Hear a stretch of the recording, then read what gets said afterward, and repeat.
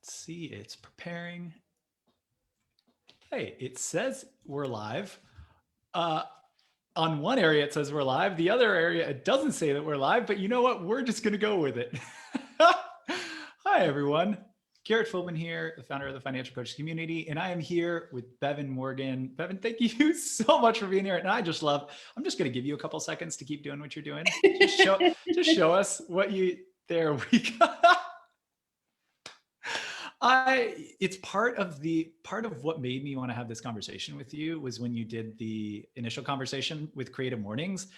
And at the end, apparently they have a dance out and you were just like going so hard and doing your thing for like a minute and a half straight. I was like, I need to connect with this human being. Yes. So thank you so much for taking your time, for being willing to speak on this, because it's something that I think is very important in terms of being an effective coach. It's something where I've had my own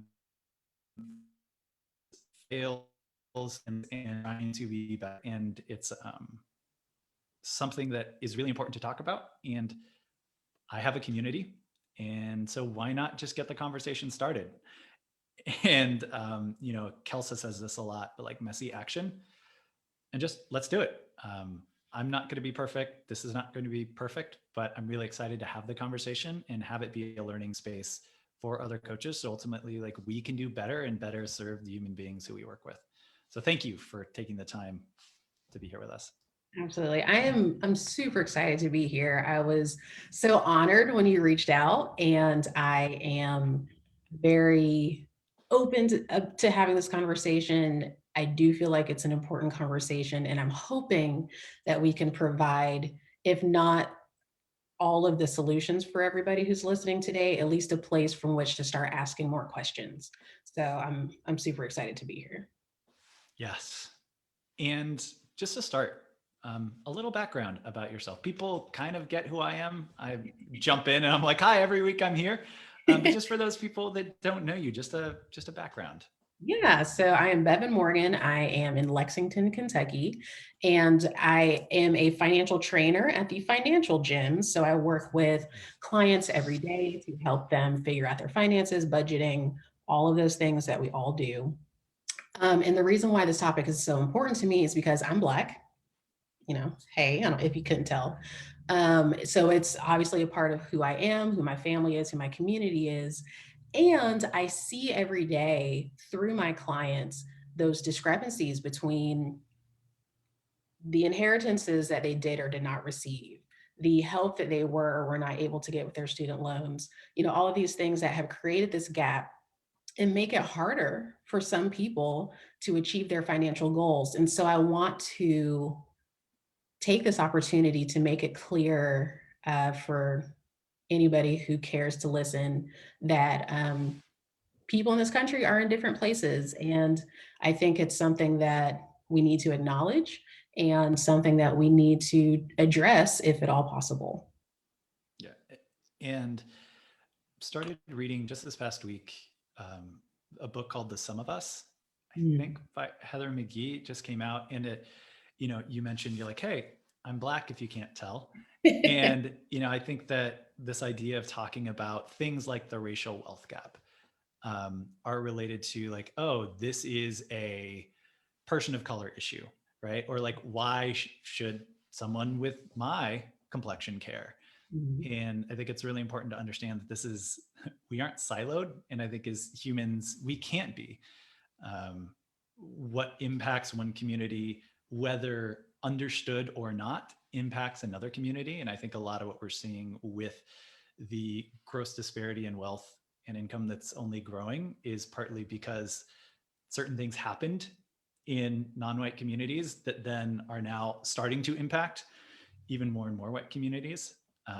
And so it's not like we can just pretend that's not our problem. Not just that I think that's a problematic way of going about life, but also that like in a truly selfish standpoint, like that's just not true. Right. And So, yeah. um, so we're talking about this, the racial wealth gap, but also within the context of why this is important for financial coaches. Mhm. Right. So just to speak to that for a couple minutes for those who are like, okay, I may have heard about this topic, but like, we're in the financial coaches community. How is this going to be relevant for coaches? Yeah. So, I mean, I touched on it just a little bit a moment ago, but I am a financial coach. So I literally coach people every single day. And there are things that I feel like I take for granted when I'm coaching my Black clients versus my white clients. Like, let's just say what that is. Yeah. So, when I have a Black female client come to me and they have $200,000 in student loans, I'm not fazed by that because that is the majority of my Black female clients. It is the reality of most of the Black community, and it's based on several different historic factors, systemic challenges, and it's something that I know that I need to understand, address, empathize with, and move forward with in the best ways possible.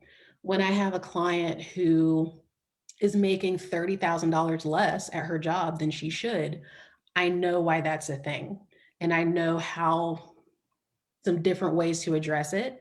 And I can speak to that client specifically about ways that she might need to speak with her HR team or her manager that I don't necessarily need to say to one of my non-Black clients. So it's really the reason why this is important is because this is a reality that we can't ignore. And having this perspective of, oh, well, everybody has the same opportunities and just needs to pull themselves up by their bootstraps. And why didn't they make these different decisions? Why didn't they do these things differently? That's just not realistic. That is not true. That's not people's real lives. And so it's important for us as coaches to have that empathetic foundation, understanding that I say there are two Americas, there are multiple Americas, but there are different realities for people in this country based on their skin tone, their history, their background, their ethnicity, and we need to understand that. Yeah, thank you. And just before jumping into, so Bevan, you have a couple slides you're going to be sharing with us about kind of what is the racial wealth gap, and just doing a brief history and examples. Yep, very, very brief, because we could do a whole day's presentation on this. But before that, for people who have questions, we'll have some time at the end for a Q&A period. And so if you have questions that come up as Bevan's talking or we're having our conversation, just go ahead and put them in the comments. I'll be keeping track of those, and we'll make sure to be able to go and get to as many as we can at the end. So I'll go ahead right now and share the slides that you have. So just give me 1 second to do that. Technology. I know, it's amazing. Are you able to see that now? Yeah, that's perfect. So this is me. I'm a financial trainer. If you want to talk to me, find me, reach out, please, by all means, go to my website, hit me up on Instagram. I am super open and available, and I love meeting new people and coaches.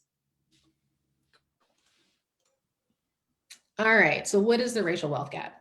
This is a very quick breakdown of some of the wealth disparities that we currently see in the United States. One of the main pieces of information that we look at is the median net worth for white families versus Black families.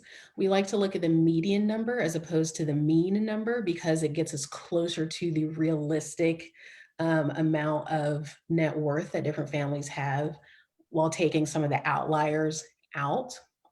So just looking at this number here, you see the stark difference between the $24,000 that Black families hold in wealth on a median basis versus the almost $200,000 that white families hold. So just right there, that really kind of speaks to the heart of the matter. And there are obviously other numbers here, and I invite you to read through them as I speak. But the challenge that we're really looking at is the fact that capital creates capital, wealth builds wealth. In order to create additional opportunities for yourself to gain more wealth, you have to already have wealth.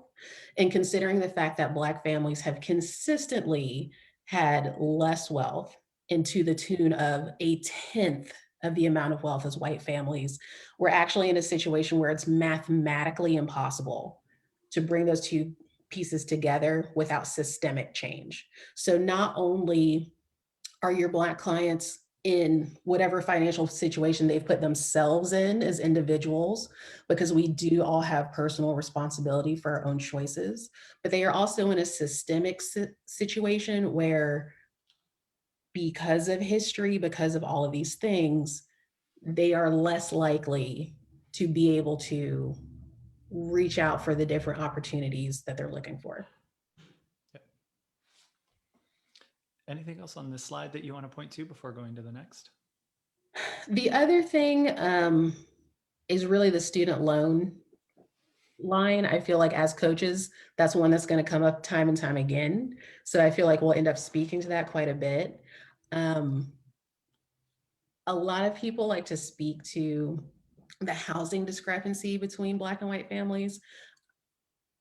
That's a whole different story. So I feel like let's talk about the median net worth and the student loan line. And I feel like that'll take us far. Perfect. All right, so how did we get here? I've spoken a few times about kind of the history. And again, I'm not going to go through all of these bullet points, but what I wanted to illustrate with this slide is that there have been many, many moments in United States history where we've had the opportunity to start to close the wealth gap or to go in a different direction as a society. And we, the royal we, have chosen not to. Again, this is history. My philosophy in life is to look at where we are in the present moment and choose a new future. So this is a way to understand how we've gotten here, and we still have the opportunity to change that. Now, that being said, I do just want to point to a few different things, primarily slavery. It all comes back to that.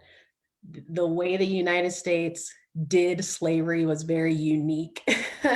And essentially, the way that we got here is that we took a huge group of people, we set them out on their journey into the world with less than no resources, and then immediately disenfranchised that group. Were violent against that group, took away all protections from that group, and then consistently throughout United States history, continue to give rights to take away rights, give protections to take away protections, give opportunities to take away opportunities. And in addition to that, specifically, if we look in the 1930, 1960 area, not only were we not giving resources to Black people, we were giving resources to white people. So in this country, we have consistently taken away and denied resources from one group while giving free resources to another group. There is a great resource, a great book that I like to point out specifically pertaining to the New Deal, the Social Security and Homesteading Act, and it's called When Affirmative Action Was White. Garrett's like, yeah, that's a good one. And so I'll leave it at that. But basically the point is there have been many times in our history where we've had the opportunity to create one America, and we have chosen not to do that. And one thing I also want to point out here is there are some instances where it's very explicit in terms of, this is for white people and this is for Black people, like citizenship. Initially, it was like for white men, and I believe it was those who owned land. And so there are some times where it's very explicit, but there are some times where it's less explicit, but that doesn't mean that the impact was felt any less, such as was the Homesteading Act, or was the new aspects of the New Deal or Social Security explicitly saying this is for white people and not for Black people? Not in explicit language, but when you exclude from Social Security many swaths of areas of industry that Black and African American people worked in, like agricultural work, you are by definition targeting and excluding a specific group of people. And I think also for things like the GI Bill, right? You have a federal bill that is then also enforced, or what's the word I'm looking for? It happens at the state level. and or county level. And so you're dealing with, issues at a county and state that don't have federal oversight. And therefore you put power in the hands of individuals that also can abuse that power. And that happened a lot. So I just want to speak to that idea that, well, this was for everyone, or this could have been for everyone, but in the way that it's applied, in the way that lack was held, and just understanding what was happening at the time. I think it's really important to have as context to understand that it doesn't just have to be explicit and in your face in the language of the bills or things like that, but understanding the whole context of when these things were written and how they were applied is important too. Absolutely. That's a great point. And just so that it's said, because we got a question in the Facebook comments, is we're speaking specifically, or more or less specifically, about African American and Black. This does not mean that the racial wealth gap doesn't exist other ethnic groups, other races. So I just want to make that point explicit. To try to keep this to a reasonable time, we are not going to talk about everything and everyone, but these concepts apply in their own unique and specific way to other non-white groups. They do. And I did want to bring up one point to that. I'm glad you brought that up. Specifically to the Asian community, one, that community's history in this country is very different from the African American community, obviously, but that's also, it's not a monolithic group, right? So we're talking about different peoples from different countries with different immigration stories and speaking to different wealth journeys. So there are groups of Asian Americans who actually own more wealth than white Americans in this country. So it's not the same conversation.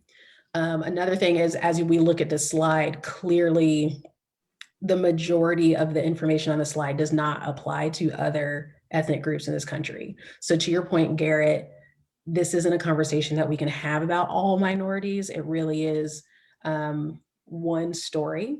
And today I am speaking to the Black American story. Right. And I think that's I don't want to get too far off topic, but that idea of the particular groups of people not being a monolith is just a very important thing to keep in mind as well as a coach. So saying, oh, this is therefore the experience of all Black Americans. We need to make sure that we don't, in the same way, hopefully think that all white people are the same. Saying, oh, right, all Asians are the same, or all Black people have this particular experience, because they may have immigrated to the US, and people who are able to immigrate oftentimes have more education and more wealth. And so you have a very different experience between those Black Americans who are descendants of to immigrate. Let's put it like that. What'd you say? Those Black Americans did not choose to immigrate to this country. Exactly. So just from a coaching standpoint, understanding that monoliths are not a thing, and that it's very important to keep in mind all the different identities that can be true for a particular group. So whether it's race, whether it's gender or sexual identity, whether it is being able-bodied or not, right? These are all things that will impact your ability to be an effective coach. So again, we're speaking to a specific experience, but the same concept will apply to your coaching. Absolutely. And we can share these slides if people want to have access to some of these resources, and we can put some of those in the notes. Like you said, when affirmative action was white, and the sum of us, I can add those in. Is there anything else before jumping off this screen and just diving into particular things that we as coaches can keep in mind? No, I think this is good. I feel like this is a strong background. And if anybody has any specific questions about this or counterpoints, I would, love to hear those in the text box. Awesome. Then I'm going to look. We just have Betty who's jumping in saying this conversation is so important, and said, so true. I don't know what she said so true about, but I appreciate you jumping in, Betty. Yeah, and just said, would love to dig deeper into the resources that have been shared. So I'll make sure that the present and add in the links or some links to the things that we talked about as well. So, where would you like to go next? All right. So, I mean, the whole reason that we started this conversation is because we wanted to talk about how, as coaches, how is this important? What can we do with this information? Um, all that kind of stuff. So, I'm going to ask you a question, Garrett. You're a coach. You are a financial coach. Yeah. How have you related to your African American clients? Is this something that has come up for you? Like, what is your take on the wealth gap as an issue in your coaching? Mm, this is a very uncomfortable question in Mm, the sense that I have not been historically great at it. okay. And if there is something that points, like, kind of sticks in my mind, it is, I haven't really shared this with many, if any, people, but it's been in my mind where I know from a statistical standpoint um, that of the people that have occasionally dropped off throughout my coaching program, and there are various reasons, I could list them off. A larger percentage of them have been my Black clients. Okay. And to be honest, this was more 3-4 years ago. So when I was about a year or two into my coaching experience, um, it's probably not surprising kind of looking back where it's really interesting. Uh, your experience matters, right? So growing up in a city that was 90% white, point 0.2 or 0.1, depending on when you looked at it in Wikipedia, Black, still going to the University of Miami, but for some reason, mostly surrounding myself with people that look like me, lived in New York City and Austin, and somehow just continued to have friends that mostly look like me. And when I look back at it, it's kind of embarrassing. It's also sad to a certain degree, because why did I keep surrounding myself and not surrounding myself, I think, with people who didn't look like and who had different experiences than me? And why did I like to look back at that and say that just I didn't have anything to do with that? Um, I don't believe that. And so with the context of what has my experience been with my Black clients is what was I doing? What was I not aware of, based on my experience and who I had chosen to surround myself with, that led to those outcomes for those clients. Mm. And it's really uncomfortable to think about and try to, yeah, it's just been an uncomfortable part in my coaching journey. Well, and you said a few things in there, but one is I encourage you not to beat yourself up. I think Yeah. we all surround ourselves with people who we're comfortable with because they look like us or because they share some similar journey to ours. So that is what it is. And it's, and it's one of the reasons why these conversations are so important, right? And recognizing, like, we do have some structural things in place in this country that make it both easier, that kind of do reinforce, let's stay together as particular classes and races. That's an active structure that's in place too. Absolutely. But that being said, I do want to speak again, just particularly to your experience as a coach. So, what was it about those clients or those client interactions that felt that didn't have the longevity? Like where was the mismatch? One particularly comes to mind where I think she needed more support in particular areas of credit and debt than at the time I was as competent in. Mm, And I did reach out, and it seems to be a theme at the time where I like would reach out and reach out and reach out and not hear back. Um, and I was just getting to the point where I think I was more comfortable saying, like, oh, now I'm actually out of my depth. mhm. Um, but I oftentimes, I think I can say 2 or 3 people, we would be going along and then the conversation would just kind of peter out. I wouldn't hear back. And um, that one situation is coming to mind. Another, like I got a lot of positive feedback and then just didn't act. So I know I am not in control of my clients' lives. And sometimes there are things that are outside of my experience, that are outside of what I have control over, that are going to impact whether the client continues or not, or is engaged or not. But yeah, I think with that particular, the first client around the credit and debt, I just didn't have an understanding of what it, I think a car was going to be repossessed. There was a lot there. And I think if I had had a better coaching process just as a newer coach, I would have understood more going into it, that I was out of my depth with that particular client and could have referred them before we even got into that relationship. Sure. That's fair. And it's interesting because I think, and I've seen this with my clients, but I feel like with a lot of African American clients, oftentimes they are going to come to us when there is a lot there, right? So I think there are a few things going on, and obviously every single person's different.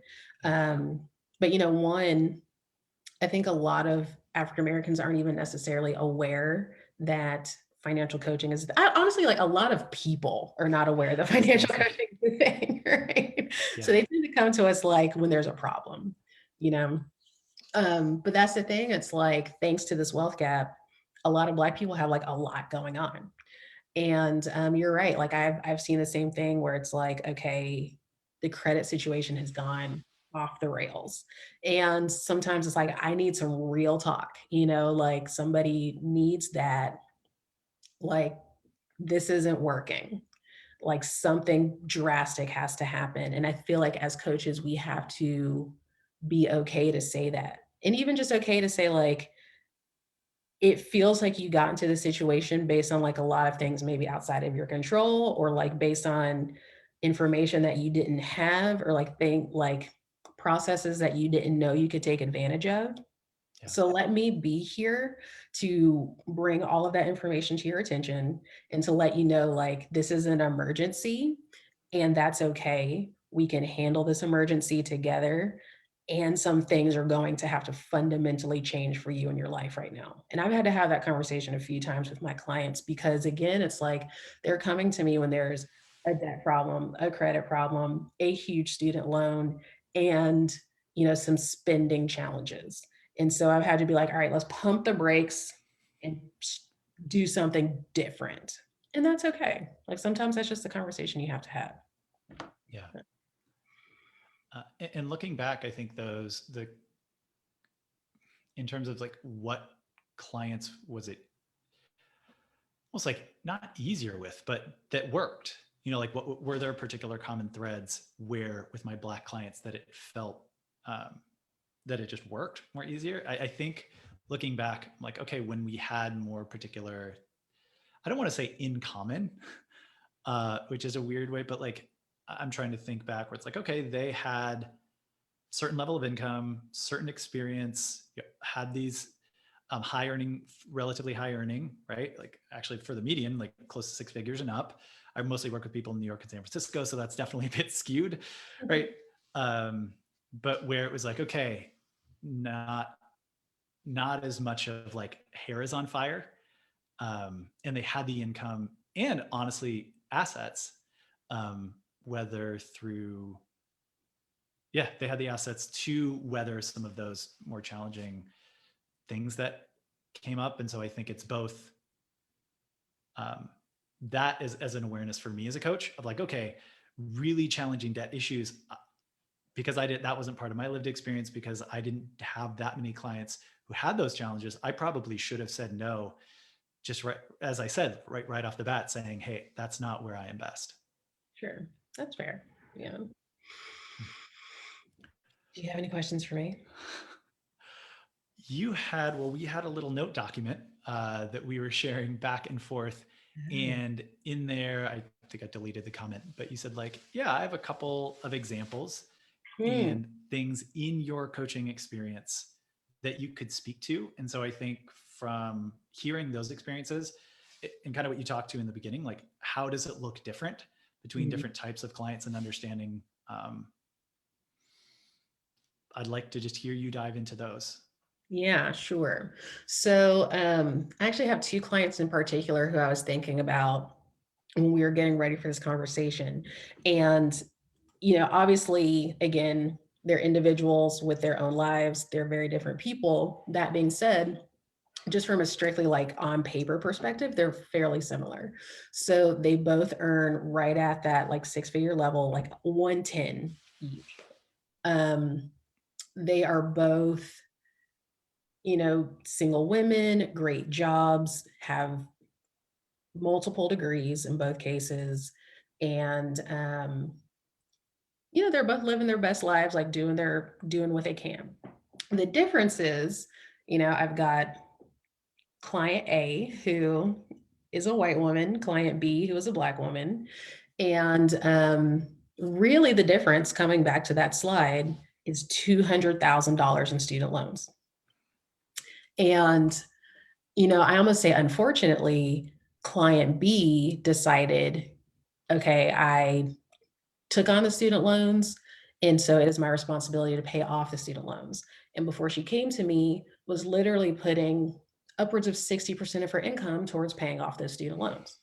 Now, client A did not have to take on any debt, was in a really great situation where she just got to go to school for free. And so she got to start her wealth building journey.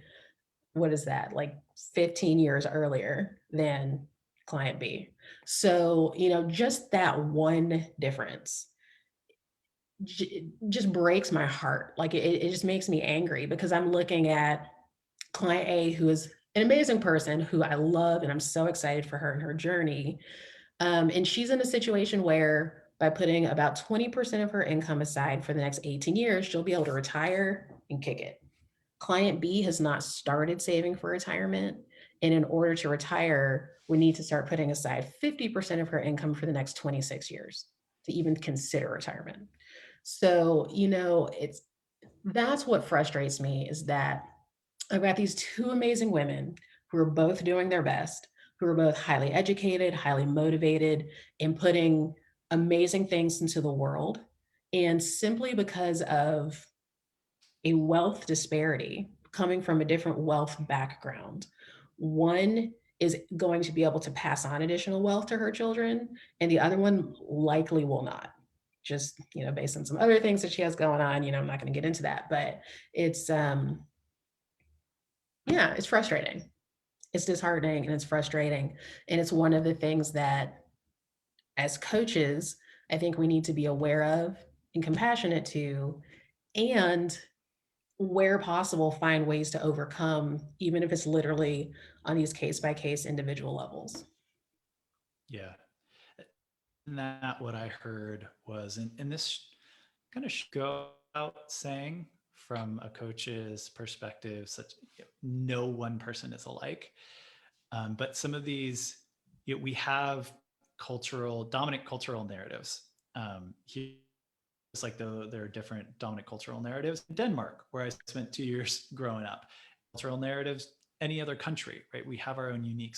And so you spoke to this, like, work hard, pull yourself up by your bootstraps. You can, right? Anyone can make it in America. I think it's very important to understand who crafted those narratives, who is the beneficiary of those narratives, and understand the detriment that those narratives can do to people who don't fall into those previous two categories. So that also may resonate thing that could even potentially motivate a particular client, right? This idea, yeah, we can, even the way of which you're using and the references that you use could work and kind of motivate a particular client, whereas the other client, that's just not real. And I mean, granted, in that example, I don't think that's real regardless, for the majority of Americans, but that concept of that could even be like, you don't understand, right? This history of slides that we went through, and therefore, can I trust you to understand my experience and help me when you have no idea what is for me or how I even as an important. So that's why, like, as a coach, that's really important to know. Yeah, no, one thing that you just said that struck me is this idea of trust. So you're absolutely right. It's like if one of if you have a client who's working with you and they get this sense, or you've made it implicit or explicit somehow, that you don't know their history, that you don't know what it is that they're coming from, why would they trust you?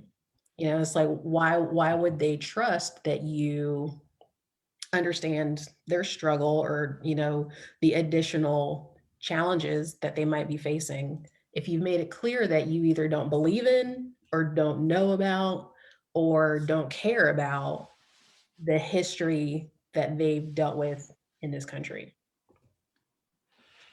And Betty had asked a question back when I was speaking about kind of that client where I didn't know as much about credit, or I was a bit out of my depth around credit or debt. And unfortunately, the way Facebook is putting the comments, like I can't see the exact wording, but it was something of like, where do you think the issue was around like the intersection of credit and race? Mhm. And for me, in my mind, I'm like, well, I like to think that I had at least some awareness to not treat every client the same. For me, I see it of I just was out of my depth from what she needed, but also looking at a larger macro and saying, well, but still, why is it that during that period of time, it seemed that more Black clients weren't as successful or didn't continue, or like than my non-Black clients? Mhm. And so it's kind of this weird space of both can be true, that it may have predominantly been that, right, I just in this particular area of personal finances I needed to be. And also, where were my blind spots in showing up in this packaging that I have? If it could have gone either way, led it to not working out versus let's continue to try and work through this, or stay in communication, or have it end in a different way. Mhm. Does Yeah, that make sense? kind of.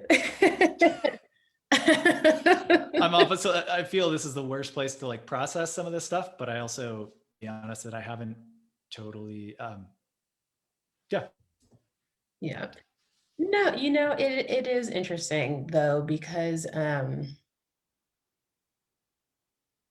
yeah, it it's tough, because there are definitely things that I feel like, as a Black woman, as somebody who's grown up in this country with that perspective for the last 38 years, it's like there's no getting around that idea that, I just know that more people who look like me are going to like the payday loan place, and it's like, I know that I can have a conversation with somebody in my community, and it is not going to shock me if they say, oh, I've got this 25% interest personal loan that I took out. Like, let's talk about it.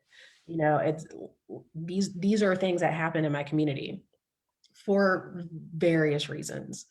Um, and while I will absolutely, guide that client to like, okay, well, let's pay that off and never do that again, and do the emergency fund and like get away from that type of predatory lending, I also know like, yeah, these are things that we're dealing with, you know? So there is, I guess, just this kind of like understanding the water that you swim in, and knowing that, as a non-Black person, there might be conversations that you've just never had before. And being willing to say to somebody, you know what, I'm not familiar with this. Like, I am shocked by this. Can you walk me through this? And kind of having that humility to say, like, I didn't realize that people were giving out 25% personal loans. Like, will you please tell me like where you found that, why you felt the need to take that on? Like, let me learn about your situation, your background, and have kind of the, again, empathy to say, okay, why did you what about this made it seem like a good idea for you, or made it feel like a necessity to you? Because I mean, there was a time where, I had credit card loans and car loans outstanding and student loans coming up that I looked at the personal loan route and I was like, oh, 30% interest. I don't think I can afford that. I'm not going to do that. I kind of like pulled myself back from the ledge, but I had the form. I almost filled it out. I almost went down this road and I was able to pull myself back. But a lot of my clients don't do that because they have cousins and uncles and friends who have done the loan and it's just part of life. So, it's just like kind of understanding just these parts of life that are different for some of us. Yeah. In terms of another resource, just that came to mind, there's this book, Financial Counseling, that was part of the Accredited Financial Counselor coursework. And they have a chapter on, I'm not going to go through really any of it, but there is a chapter there in terms of a systemic approach to understanding diversity in financial counseling. And there's a really good part. They have a couple different theories in there. One of them that I think is important, like the othering. And so, especially in a financial counseling coach advisor relationship, and I think Sarah Reese was talking about trust being a very, very important part of this context. Like there's also this, there's this inherent gap or difference in power. I think when the coach has the knowledge and doesn't, and understanding power dynamics, in terms of this, looking back, I think there was both from a coach, was still relatively new as a coach. And I think there were also things that I needed to be a more effective coach, to understand power dynamics better, to understand, literally, like you said, what other people are going through that didn't have the particular background that I did. And I think that's something I thought I was good at. But wasn't, you don't know what you don't know. And now in hindsight, 3.5 to 4 years later, it's like, okay, I really didn't know. And maybe this is a conversation for another day, but like, how can you or I, well, I guess I have some answers to this, but maybe in a future one, like how can we better and more proactively like set boundaries and understand where our gaps are, what we can't, should and should not be doing, from the standpoint of holding the client at the center and doing no harm. So that could be a really deep conversation, that would definitely be relevant to this conversation around particular experiences of race, but also just from like being from, again, sexual identity, gender identity, able-bodied or not. Yeah. It'd be really interesting. One thing that I would like to point out though is that I would hate to give any coach the impression that like there are communities that they should not be working with, and maybe there are some particular just experiences or backgrounds that like it's better for the coach and client to have like a closer relationship on. I'm not sure, but I do feel like there's at least an opportunity while you're deciding if this is a client that you can work with to get really curious and to just be very authentically open to learning about that client's experience. And really, again, like having the humility to say, you know what, I'm not from your background or I don't have this, similarity. Will you please explain to me your situation? And, being okay with the idea that like you as the coach, you don't You have to don't know. know. Yeah, it's okay to not know. It's okay to not know. And at the same, so that, and understanding the waters that we swim in, where conversations of race in particular, what happens, but kind of what happens to white people, and I don't want to overly generalize to white people. Maybe it's better like, what does whiteness do when called out on that? I think we have learned to be defensive, to deflect, to not be inquisitive, to kind of have shame shut us down for some. And so understanding that, yes, those are really important pieces, and to be open to not knowing, and understanding that you're swimming against depending on how much internal work you've done, depending on your experience, I'm kind of more speaking to like maybe white male coaches or like people in my experience, understanding what underlying cultural and just structural things we kind of, you may have dependent on your journey, and how truly like open you are to getting that kind of feedback that you may be asking for, and how comfortable you are with these conversations that are very charged and elicit really, really strong reactions in our culture. That's interesting. I love you for bringing that up, because I feel like these are conversations that, especially as a Black woman, like I don't get to have very often. Yeah. And I hope that more white people are having these conversations amongst themselves, because I think they're super important. And I also think that essentially what you just said is, if you are, a white coach seeking out people from other groups, and you know that you have not done the work, then maybe take yourself off the playing board for a second, do some more work, and then come back. Because I think you're right. It's like, it can be harmful to be in a situation where you're talking to somebody about something as personal and emotionally charged as their personal finances, and then bring like shame to the game. So it's like, if you know that you're going to push back on somebody and say like, well, why didn't you do this and this and this? Nobody needs that. Like, nobody needs that. Yeah, that's such a good point, because we literally call it net worth. So you can't separate money from feeling of deservedness, from feeling, you can go into the whole capitalist thing another time, but just how, right, our self-worth and value is tied up in how much money you have, how much money you can earn.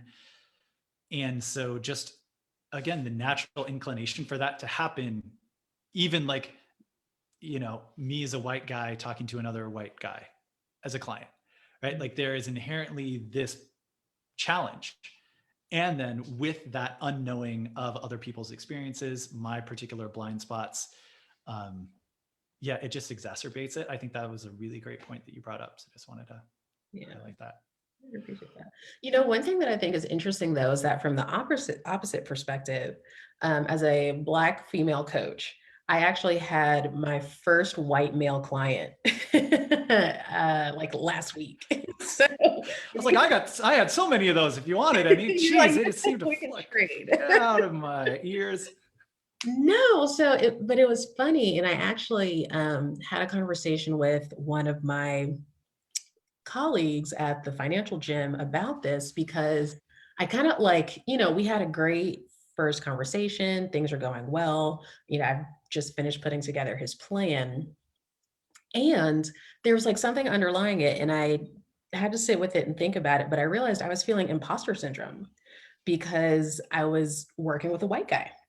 And, he was perfectly lovely. He wasn't like challenging or anything like that. But there was something about just like, I wanted to show him that I could do this work well, essentially. Like I wanted to prove to him that I was a good coach. And so I was going above and beyond. I was spending all this extra time on his plan, doing all this additional research. And I realized I haven't I haven't sweated any of my other clients as much as I have him. And so I think it's good for all of us to kind of sit down and think through, where can I do my work? How can I show up for each individual as an individual? And where can I start to kind of remove some of the packaging that we put on people, and some of these ideas of what somebody looks like how that makes them who they are, and try to get back to like the actual individual in their actual situation. It's a really, I don't know if balancing act is the right word, but it's holding two contradictory ideas as true at the same time. That it's so important to see the person as the individual that they are, right? Their own experience, that their agency for their own decisions, one idea. And yet, on the other hand, structural systems that allow or that don't allow that person the same experience as someone else kind of speaking to what your comparison between your two female clients, it's just, it will have a wholly different outcome. That person will have experienced a completely different life, and there will be forces at play that are much larger than the individual and outside of their control. And yet both of those are true. Right. Right. And that's just part, I think, to understand that and to really hold that. And that's a huge challenge of this work, but is also like, God, I can't remember who said it, but this idea that like, anti-racist work is really, or liberation work is really about being a better human to other humans. And it's like, if you look at it that way, then, like you said, hey, don't beat yourself totally up over it, but also do better and learn and be interested in making sure that I can be a better coach to other humans. And I think that reframe has been really helpful for me, to have less like shame and guilt and blame about it. Because my experience has been my experience, right? Like I can't change what I was given, but also I can, like you said, make a proactive decision moving forward with this wealth that I was handed down, with this knowledge that I now have. Like I would rather have connection over comfort, I think. And by doing this work, I think I can make a bigger impact. And I know I'm kind of using I, but like we can make a bigger impact when we get over like the uncomfortableness that I was feeling 2 minutes and kind of stalling going live on this conversation. It's like, I have to be honest about where I've not been, things I feel shame and guilt about, but like, it's not going to change unless we talk about it. Absolutely. Absolutely. And I appreciate you for being so open and honest and vulnerable in this conversation. And I hear you when you say that you've got guilt and shame, and there are things that, you're still working on yourself. And obviously, I think anybody who knows you knows that you've already done a lot of work and that you're a lot more kind of like insightful than maybe some other people. I don't know. We're all trying. We're all on our journey. We're all on a journey. That being said, I appreciate you for feeling those feelings and doing it anyway. I'm one of these people who tends to believe that like guilt and shame, while they are valid feelings that we all feel and experience, they're not useful feelings.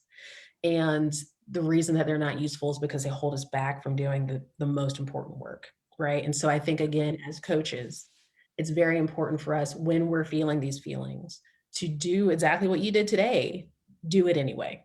Like when we're feeling the guilt and shame, that's when there's clearly something that we are needing to work through. There's something that we're needing to say, that we are needing to have the conversation around, that we're needing to be more open and vulnerable around.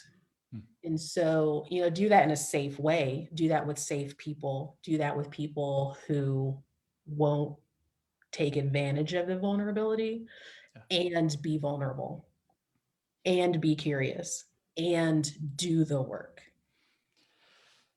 Yes. To that point, a couple comments had kind of said, and shoot, they already went off the feed, but kind of had said like, yeah, it's not that you shouldn't work with people outside of your race, right? It's not that, okay, white people should only work with white people because they'll never understand the experiences of like, and I think it was important that you said, that's not what I'm saying. And just where you said to do the work, I think it is at the same time important to, and this is again, in hindsight, I wish I would have done this, but like, there is some work that can be done with clients and learning, but I think there's also some work that should not happen on clients, kind of from that do no harm standpoint. So, and I don't know what that balance is, but like your clients shouldn't necessarily be the space where you work through particular things, because then they're bearing a burden that is actually yours as the coach's work to do. Absolutely. That is a beautiful point. And I feel like that's what makes this community so special and valuable, is that, as coaches, we deal with individuals every single day. So it is very important that we can step away from them and ask outside of that space.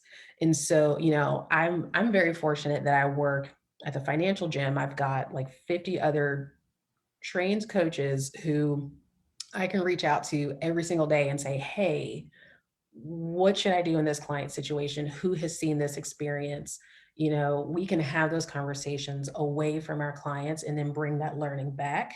And that's why, as individual coaches, which I know a lot of the people who are listening right now, it is so important to have communities like this where we can have conversations like this, go find the resources that we need, you know, all that sort of thing, and then bring that new knowledge back to our clients. So Yeah. good job, Garrett. Thank you for creating this thing. You're welcome. I'm Just do bad at it. taking compliments. I'll Do just give a it. little pat right there. Um, I've been looking at the comments and there haven't been that many questions, more just comments on the conversation that we've been having. But there was one or two, I know one that I wrote down ahead of time that I think is important to just speak to. We kind of touched on it, but it is, does the wealth gap impact financial coaching even if your clients aren't minorities? Mm-hmm. Yeah. And I actually threw a little answer on there too, but yes, it does. And Okay. the reason why is because the racial wealth gap affects all of the United States. To your point, Garrett, I mean, I feel like it essentially is based on the idea that we live in an unjust society that affects all of us. And it, to my point, it makes it so that people who are being adversely affected by this gap are not able to produce as much, are not able to go as far, are not able to employ as many people, you know, all of these different things. So yes, we're all being affected by the racial wealth gap, just in different ways. And even, I'm going to leave it at that. I'm going to leave it at that. Oh gosh. And there was one thing I was just looking at, and then I completely forgot again. Apparently, I'm just at like the end of my brain working right now.